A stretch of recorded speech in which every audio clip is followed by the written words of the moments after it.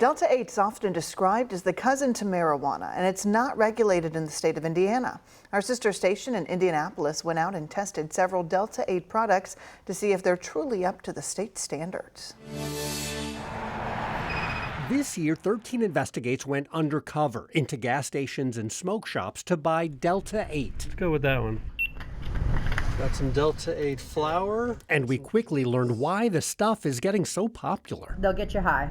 Delta-8 is described as a cousin to marijuana. Both come from the cannabis plant, and from a molecular standpoint, they're nearly identical. This is Delta-8, that is Delta-9, the psychoactive ingredient in marijuana. The slight difference makes Delta-8 less psychoactive. Make you more sleepy. But it can still be incredibly powerful. They're all going to get you high. I'm not going to lie to you. Every single one of them is going to work. While Delta-8 can make you high, here in Indiana, it is not regulated. Cannabis products like vapes and gummies are considered to be hemp, which is legal, as long as they contain less than 1/3 of 1% Delta-9 THC. Over 0.3%, that's classified as marijuana, which is against Indiana law. 13 Investigates sent our Delta-8 to a certified lab to see if the products really do comply with state law and if the information on the package matches what's inside. The result? 5 of the 7 samples were found to have Delta-9 THC above the 0.3%. We're talking levels approximately 2 times, 5 times, even 6 or 8 times over Indiana's legal limit for Delta-9 THC. Everybody that buys this should understand that what they're reading sometimes is not what they're getting. Indiana State Police Superintendent Doug Carter is so concerned about this issue, late last year he directed his agency to do the same thing 13 News did, on an even larger scale. State police detectives purchased dozens of Delta-8 products in 10 different counties and brought them here to the Indiana State Lab for testing. And their results are nearly identical to the testing done for 13 Investigates. Of the 55 vapes, waxes, flowers, and oils tested by the state, 76% had concentrations of Delta-9 THC that are illegal in Indiana.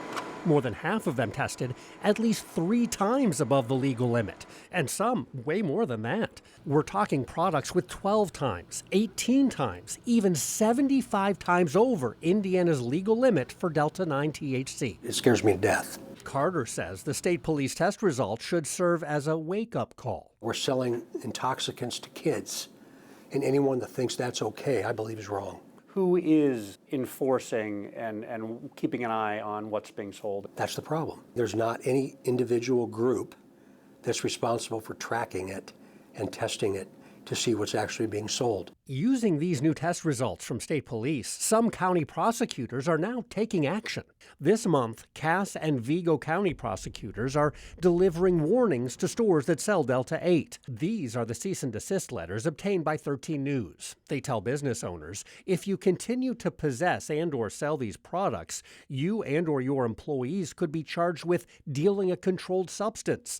That's a felony that could bring up to 30 years in prison. A lot of these retailers know that the manufacturers are not testing things appropriately and that there is no oversight of this testing, and the packaging does not match the product, and it is irresponsible. It's in fact criminal for them to continue to do that. Noah Schaefer is the prosecutor in Cass County. Will folks in your county be arrested if they continue to sell this stuff? I don't anticipate arresting anybody because I anticipate perfect compliance. But the point of the letter was to say that if it doesn't change, arrests are possible. That possibility is more real now that prosecutors have powerful evidence from the state lab to help them crack down on Delta-8.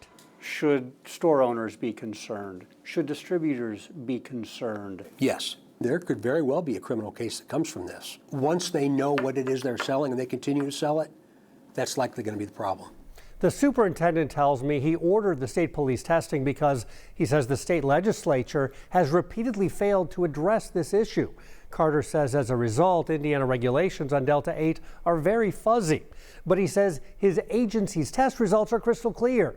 Many Delta-8 products contain illegal levels of THC, and he thinks that's something both state lawmakers and county prosecutors should now be dealing with.